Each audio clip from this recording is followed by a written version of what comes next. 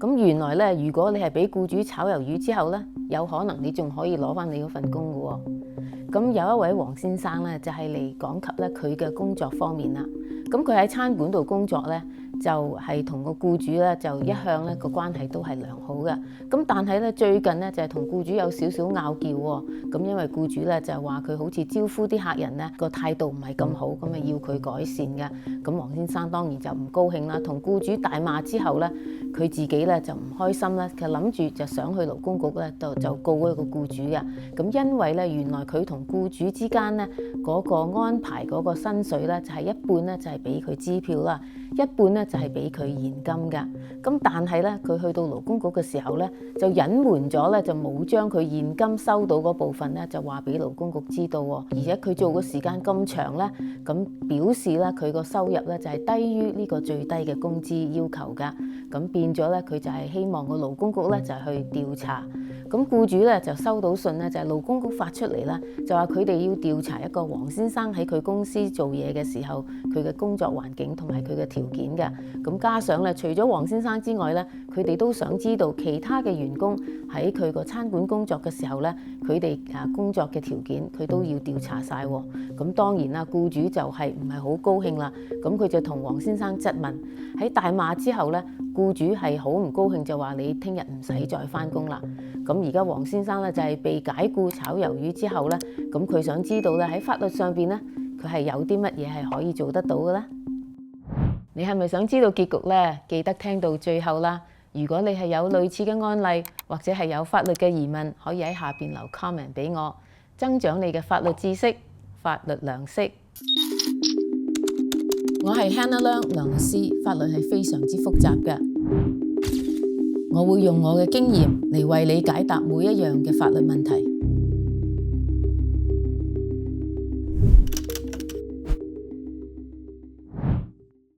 喺你上班嘅時候咧，喺乜嘢僱主嘅行為咧，先至可以算為係報復式嘅咧？嗱，咁如果係咪話僱主啊一定要係解僱你啊、炒你魷魚先至算係報復嘅咧？咁原來唔係㗎，咁因為咧報復嘅行動咧有好多種㗎喎。嗱，咁譬如咧，如果僱主咧就係你同佢投訴完之後咧，第二日咧即刻咧就係要你加班啊，或者過一日咧之後咧又冇再編你安排你上班嘅時候咧，係將你嘅工作時間咧就係搞亂晒嘅話咧，嗱，咁好多時咧都係要睇佢嗰個過往嘅行為啦，加上佢而家嘅行動咧係咪同以前唔一樣，同埋咧係咪已經有一個我哋所謂叫做 pattern 啊，即係好似以後咧都係有同樣嘅一個行動喺度嘅時候咧，咁咧就有可能呢個係報復式嘅行動啦。嗱，咁如果咧係一個僱員係投訴之後咧，僱主咧就特別安排一啲比較危險性高啊，或者非常困難、非常辛苦嘅工作俾佢嘅時候，咁呢啲算唔算係報復式嘅行動咧？嗱，咁如果我哋睇一下咧，就係呢一個僱員職位先啦。咁譬如咧，佢嘅工作職位咧係一個收銀員啦。咁但係咧，自從佢係投訴有某些問題之後咧，咁佢就即刻安排咗去做其他嘅工作嘅。正式嚟講咧，僱主當然咧係有權咧，就係要求僱員咧做唔同嘅工種嘅。咁即係話咧，就算佢係喺一間譬如係超市係工作嘅話咧，雖然佢係做收銀員啦，但係如果佢哋有需要嘅時候咧，咁僱主都可以要求佢去搬下貨啊，或者做一啲你覺得咧危險性高度一啲嘅工種嘅。咁但係咧，如果你能夠證實得到咧，呢一個僱主咧就係因為你投訴之後咧，先至突然係咁樣做，而且咧係有其他嘅員工咧本身係做呢一種工作嘅話咧，佢都唔叫佢做，而要你自己去做嘅話咧，咁好有可能咧你就能夠證明到咧僱主嘅行動咧就係有報復式嘅企圖喺度啦。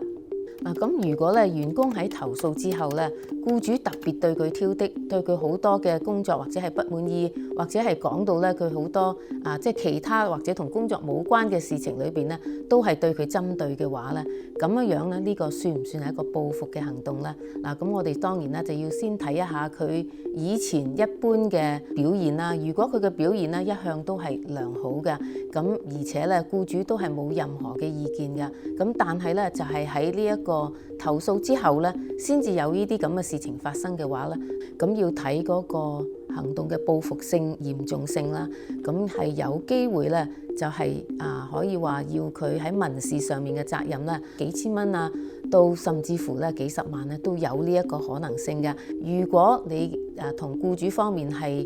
或者係唔夾啊，僱主或者特別係喺私人方面對你不滿，有啲係針對你私人嘅問題嘅話咧，喺工作上面嚟講咧，係僱主咧係唔需要一定話對啲員工咧就係特別好，咁佢係可以咧係有一啲咁嘅針對式嘅行動嘅時候咧，呢個都係合法嘅。咁但係咧喺你投訴完之後，本來以前係冇嘅，咁而家先至突然係有咁發生嘅話咧，咁當然呢個咧就係比較好一啲嘅證據咧，證明呢一種行動咧都係有呢個報復式㗎啦。嗱，咁如果咧喺員工投訴之後咧，僱主咧突然之間咧就係將佢嘅職位係降低啦，同埋咧人工啊、獎金啊、bonus 等等咧都係減少嘅話咧，咁呢個算唔算係一個報復性嘅行動咧？嗱，咁如果咧你係能夠證明到咧，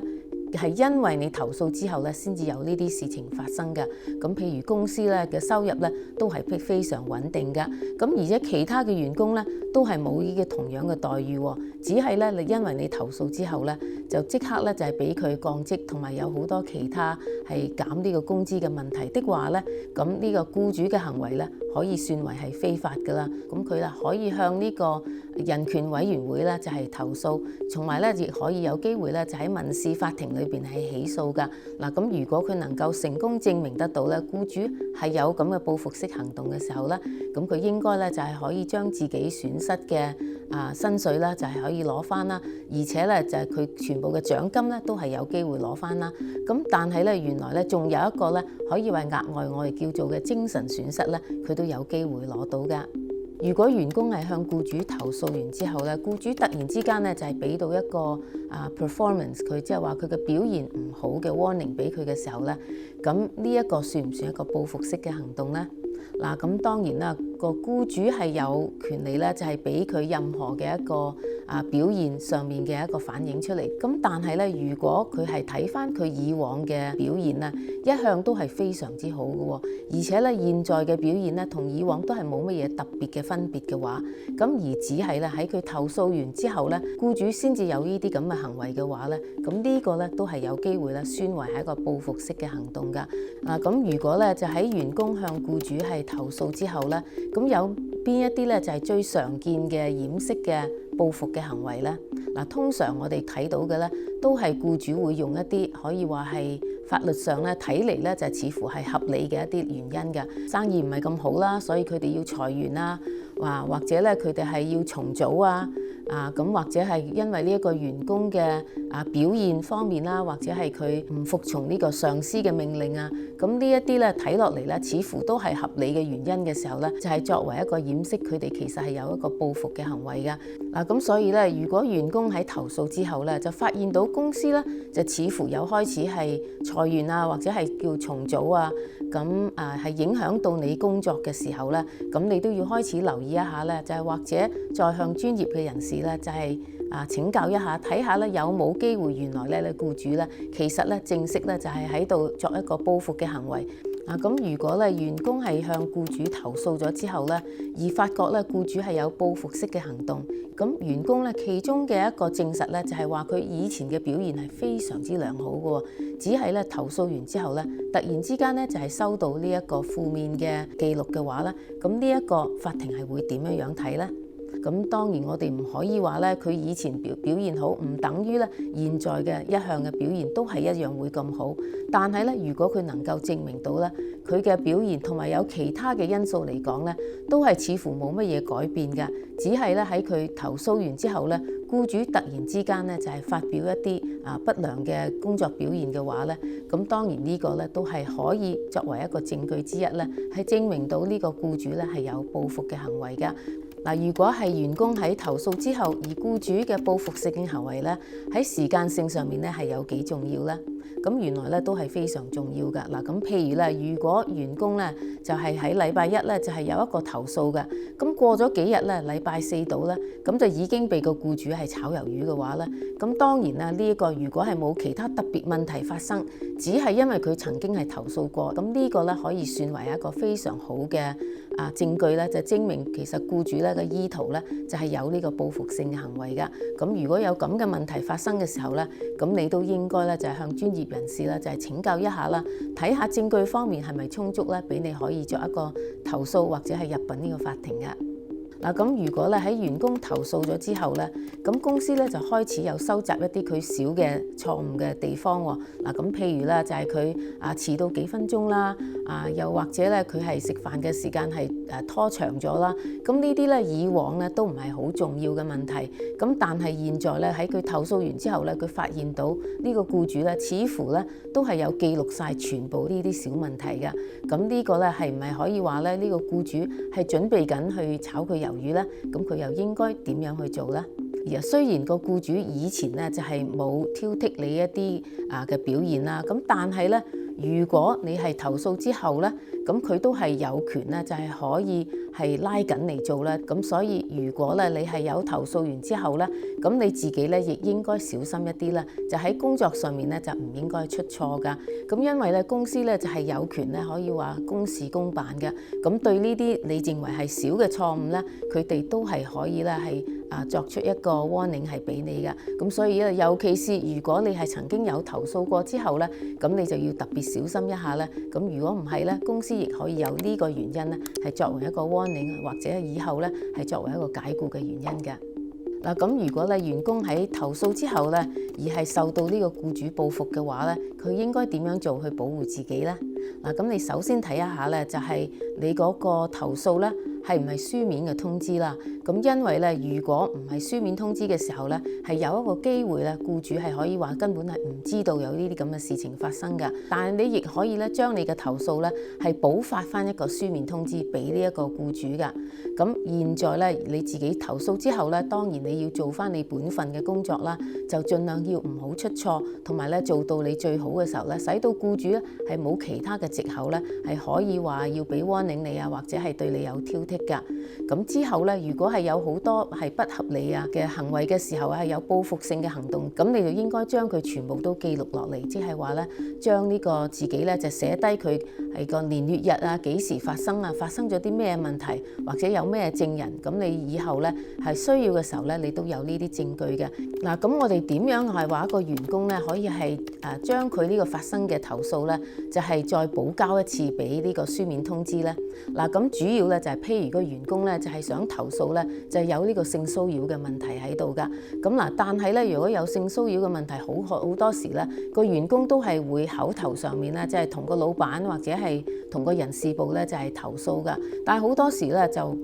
佢投訴完之後咧就好似冇咗件事啊，佢完全都冇再聽到人事部咧係再有同佢聯絡噶。咁你喺嗰陣時咧係可以咧係補交翻一份咧就係報告書俾呢個人事部噶。即係話咧，譬如你話我1月份咧就係已經同你投訴過性騷擾嘅行為嘅問題喺我個身發生喺我身上喎。咁現在咧你都仲未有同我有一個交代，我係想知道咧到底你調查嘅情況係如何？請你咧就係交代一聲咧，等我知道而家嘅進展。咁雖然咧可能個人事部都未必係會對你咧有咩其他嘅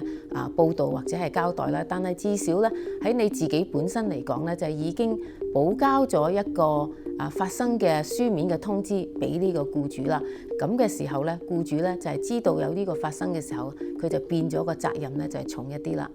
嗱，咁如果咧就係員工喺呢個投訴之後咧，就已經發現到咧僱主似乎係有一啲報復嘅行為嘅時候，咁佢有啲乜嘢嘅證據咧，佢即時咧就係應該係可以收存好嘅啦。嗱，咁主要咧就係如果佢有任何喺呢個書面上邊同呢個僱主嘅交往啦，佢個 text message 短信等等咧，咁呢啲咧都係非常之重要噶。咁再加上如果咧有啲係僱主同佢所講話或者同佢開會嘅時候講出嘅嘢咧，咁你應該發生之後咧就即時自己咧就一本小嘅筆記啦，就係全部咧都係記錄落嚟噶。至少如果你係有呢個筆記嘅時候咧，就可以將每一次發生咗之後發生嘅經過同埋呢個證人全部咧都係有記錄嘅話咧，咁你當時需要嘅時候咧，你就可以全部都可以提出啦。嗱，咁如果咧就係員工係投訴之後咧，發現僱主可能咧就係有報復嘅行動喎，同僱主係對話嘅時候咧，咁佢可唔可以錄音作為一個證據嘅咧？喺加州咧，對錄音呢個問題咧，就係比較敏感同埋要非常之小心同埋謹慎嘅。咁因為喺某些情況裏邊咧，咁呢一個行動咧都係會違法嘅。如果係單對單嘅談話嘅時候咧，可以話到咧呢啲係一個私人嘅對話，咁變咗喺法律上咧就係必定咧需要係得到呢個對方嘅同意，你先至可以錄音嘅。咁即係話咧，如果你係同呢個上司咧係有單對單咁傾偈啊，或者係佢同你訓話嘅時候咧，咁你係唔可以錄音嘅。咁但係咧，如果呢一個僱主咧就係好大聲咧喺大堂裏邊咧就係鬧你啊，咁你呢個咧喺公眾嘅場所咧，咁你就係可以錄音嘅，你唔需要得到佢嘅同意啦。就甚至乎你係單對單同個僱主喺房裏邊傾偈，但係佢鬧你鬧得非常大聲嘅時候咧，咁原來咧雖然你自己係唔可以喺房裏邊錄音啦，但係你嘅同事咧喺出邊咧都係可以錄音咧，就作為一個證明嘅。嗱，咁如果咧員工係投訴之後咧，而發現到僱主係有報復性嘅行動嘅時候咧，咁佢應該係點樣處理咧？係咪應該先向人事部再去投訴啦，定係直接咧就係揾律師再去入稟咧？咁首先咧就當然啦，如果你係公司係有工會嘅時候咧，咁你亦應該咧就向工會反映呢個問題啦，同埋咧亦應該咧再向人事部嗰度咧就係投訴一下。咁但係咧，如果都係冇反應嘅時候咧，好可能咧你就需要係揾呢個律師代表你啦。咁因為咧係有不同嘅政府部門咧，你係可以再作出投訴噶。嗱，咁首先喺加州嚟講咧，加州自己本身係有一個人權委會啦，佢係可以接收你嘅投訴啦。咁而同時咧，原來你同時咧亦係可以向呢個聯邦嘅評職會嗰度咧，佢哋亦係會管理呢一啲投訴嘅問題嘅，同埋報復性嘅行為嘅。咁之後咧，如果係有關呢一個人工方面嘅糾紛嘅時候，而係有被報復嘅話咧，咁你亦可能咧就係有機會係向呢一個勞工局嗰度咧係投訴呢一個僱主嘅行動啦。咁加上咧以後當然亦係可以喺呢個法庭裏邊咧就係提出控訴噶。嗱，咁如果咧員工咧仍然係喺度返緊工喎，咁但係咧就係有一啲行為咧佢自己咧就係想投訴嘅，但係佢又恐防咧，如果真係投訴之後咧，僱主可能會採取一啲報復性嘅行動啦，或者係影響到佢工作，或者會冇咗份工，咁而佢自己咧都係好需要啦呢個工作咧嚟維持生活㗎，咁佢應該點樣處理咧？咁就要睇下咧，你工作上面咧呢個問題，或者你想投訴嘅問題咧，就係幾嚴重性啦。比較嚴重一啲嘅話咧，就算你而家係唔投訴咧，將來咧可能都係會對你嘅影響好大嘅。譬如係性騷擾嘅問題啦。咁如果有呢一種嘅問題嘅時候咧，好多時喺性騷擾嘅案件裏邊咧，即係對呢一個受害人啦個心理上面等等都會影響會好大嘅。譬如係老闆方面咧係有一個某種嘅關係嘅時候，但係到將來咧個關係不良好的話咧，咁亦有好可能咧就係因為咁樣樣咧，而個老闆咧都係會解僱㗎。咁如果喺呢啲比較嚴重一啲嘅問題嚟講咧，咁我覺得咧就應該咧一定係要投訴出嚟啦，將呢一個問題咧就係解決咗佢嘅。咁若果唔係咧，可能咧就對你自己嘅心理上面同埋其他工作上面可能咧個影響咧都係會好大嘅。咁所以咧亦要睇一睇啦，你嗰個投訴嘅內容嘅嚴重性啦，亦應該咧揾一個專業人士咧就係代表你處理嘅。嗱，咁我哋睇翻黃先生呢個案件咧，佢係有兩個層面嘅問題嘅。嗱，咁首先第一個咧就係有關佢投訴工資違例嘅問題啦。咁佢個投訴工資違例咧，佢就係同勞工局講到咧，佢因為咧就係有一半咧就係支票出糧啦，一半咧就係現金出糧㗎。嗱，咁其實咧，如果你係照證手續嚟做嘅時候咧，工資咧你係可以係用支票同埋用現金㗎。咁所以咧，同呢個黃先生計算咗佢嘅工資嘅時候咧，原來咧都係符合呢一個法律上面嘅要求嘅。咁但係咧，僱主另外一個問題咧，就係佢係因為佢去投訴咧，而係即刻去解僱咗嘅時候咧，咁呢個咧就有一啲報復性嘅情況喺度啦。咁雖然佢工資上面咧就係冇責任同埋係冇違例，咁但係咧，因為佢係因為投訴嘅原因咧，而去解僱咗黃先生嘅時候咧，黃先生咧就係可以得到佢呢個唔返工嘅時候嘅補償，同埋咧佢都係可以返去佢自己原來嘅工作㗎。